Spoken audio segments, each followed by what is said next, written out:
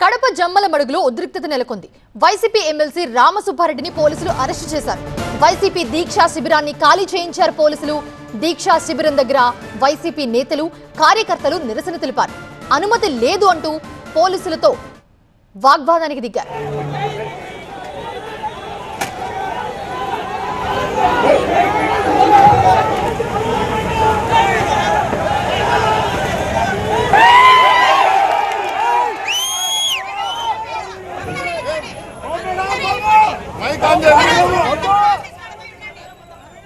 YCP దీక్షా శిబిరానికి రాచమల్లు శివప్రసాద్ చేరుకున్నారు.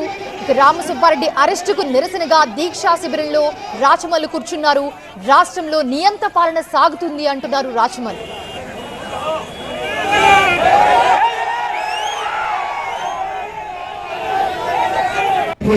పరిపాలన ప్రజాస్వామ్యంలో చేయలేరు.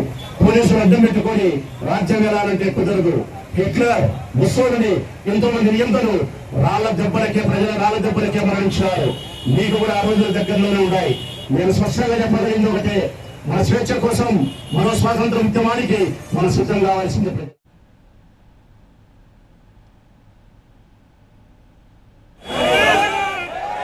కడప జమ్మలమడుగులో ఉద్రిక్తత నెలకొంది. వైసీపీ ఎమ్మెల్సీ రామసుబ్బారెడ్డిని పోలీసులు అరెస్టు చేశారు.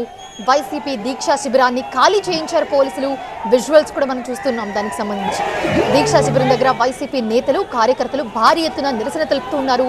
అనుమతి లేదన్న పోలీసులతో వాళ్ళంతా వాగ్వాదానికి దిగారు. ఇక వైసీపీ దీక్షా శిబిరానికి రాచమల్లు శివప్రసాద్ చేరుకున్నారు.